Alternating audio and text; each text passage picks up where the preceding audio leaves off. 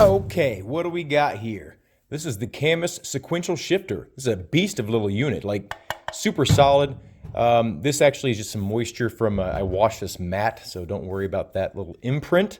These are the little adjustment screws here on either side to adjust the resistance. And yeah, got some connections back here. That's to connect to the Cammus wheelbase itself, and this is to use as a standalone device. It's a stamped steel housing. The rod is removable for easy transport. You can also remove the shift knob. This appears to be a nicely machined piece of aluminum. You can see there's a hole here drilled, and that's so you can tighten it all the way down on the shaft here.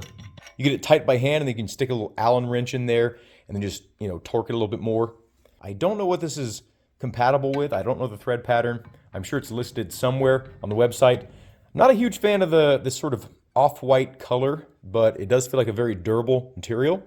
Build quality-wise, like feeling, it feels probably on par or a little bit better in terms of the resistance and robustness as the Aologs shifter. Obviously, design-wise, the Aologs is much more pleasant to look at. This is more of like an industrial sort of look, which might suit somebody. Black is definitely the go-to color for sim racing and pretty much everything, so you can't really go wrong. Let's go ahead and take these 4 screws off and look at the mechanism inside. Hopefully these aren't on like crazy tight. They are not. Oh, it's longer hardware than I expected. Okay, let's see if this is a serviceable unit or not. If they're using off-the-shelf parts or proprietary things, we'll see here in a second. Looks like a very simple device. It is a Hall effect sensor. You can tell this right here looks to be a little bit, it looks to be adjustable. That's the sensor right there for the magnetism. And these 2 very large detent housings and big ol' beefy springs right there. This is a very well made unit. Looks like there's going to be no issues with any of this for a long time. Very cool. Let's see how adjustable these are and see how much resistance we can actually get out of this, like maximum and minimum. So we'll leave the housing off. Looks to be a 5mm. Yes, it is. Okay, so it was in there kind of loose. So let's see if we back it out all the way, what it feels like. So that's flush with the little detent housing. Let's see what that feels like. Yeah, very impressed with the quality so far. Okay, so there's 0 resistance like that. So I have it all the way tight to where I can no longer turn it with the small side here. Okay, it's completely seized up, so we have to back it off a little bit. That's good. That means that we have the maximum availability of resistance, because some companies will limit your resistance. This one does not. Okay.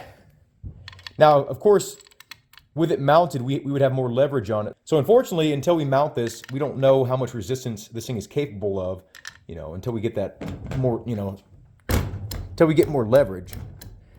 Okay? So if we get it to a certain point, it kind of sticks. Okay? So, and of course, this will wear in over time from repeated use. So this is what I used to do with the Fanatic one. I used to get it to where it would stick and then just back it off a little bit. There. So the feel, I'd say it's more satisfying than an Aologs. I'd say it's less satisfying than the Fanatic Sequential. It's more satisfying than the AliExpress magnetic shifter that I reviewed a while back. It in no way compares to the SimMagic units that I've owned in terms of feeling, but in terms of construction and robustness, I mean, I would have, there's like 0 failure points here. 0.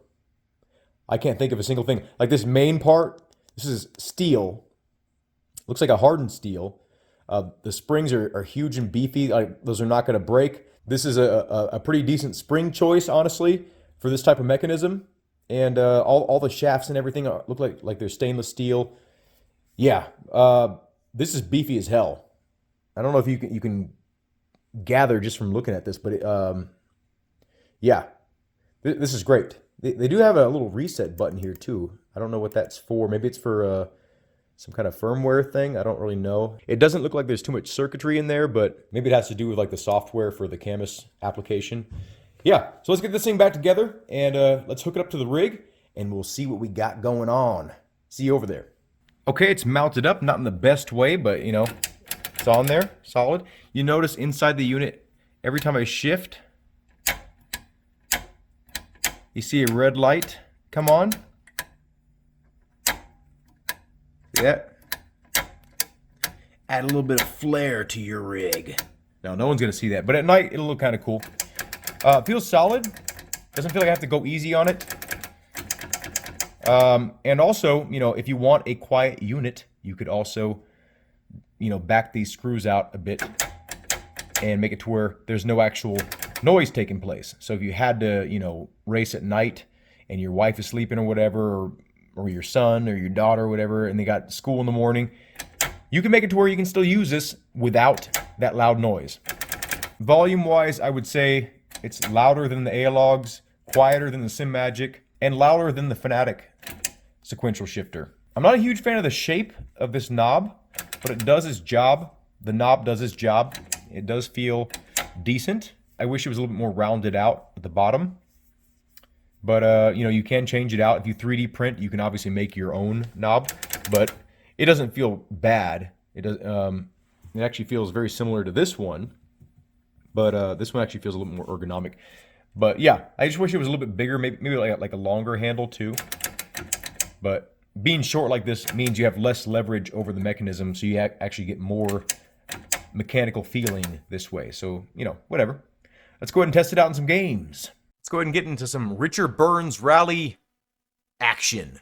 When I mapped this in Assetto Corsa, it got recognized as Cammus Control. Control is spelled incorrectly. Maybe it's the French version of the spelling. I don't know. Yeah, but it did recognize as Cammus gear via USB.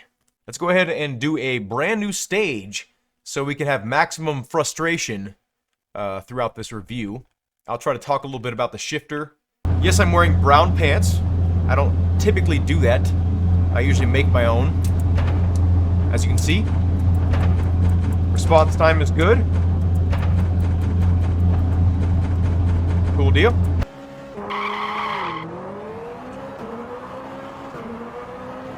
Yeah, the shifter feels like I don't have to go easy on it. Just feels very natural. I don't know this stage to be able to haul ass without pace notes, so we'll see what happens. Yeah, the shifting feels solid. I don't feel any flex or extra movement in the shifter rod.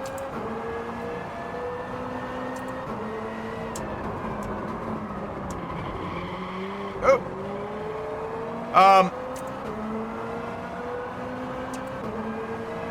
The sound, I can hear it only because the microphone is connected externally. So, oh shit. But if I were wearing headphones, I wouldn't be able to hear it. If I didn't have a mic hooked up, I don't think.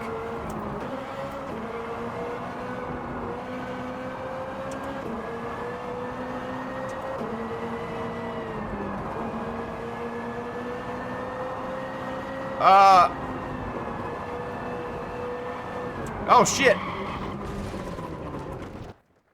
I think that's a good time to end the video on a horrific crash. My pants are now brown in more than one way. It's got just enough resistance to let you know what it's doing. Not so much so that, you know, you're gonna get a sore wrist at the end of it. But yeah, it definitely feels better than an Analogs. Definitely feels better than the sort of budget USB shifters you find like on AliExpress. Yeah, it's a pretty basic mechanism in there. And honestly, you could probably just use it for its entire lifetime without opening it up. But it is nice that all the parts are large and there's like no tiny little parts in there. All the parts seem serviceable. Have a good day. Thank you all for watching. And I hope to see you in a future video.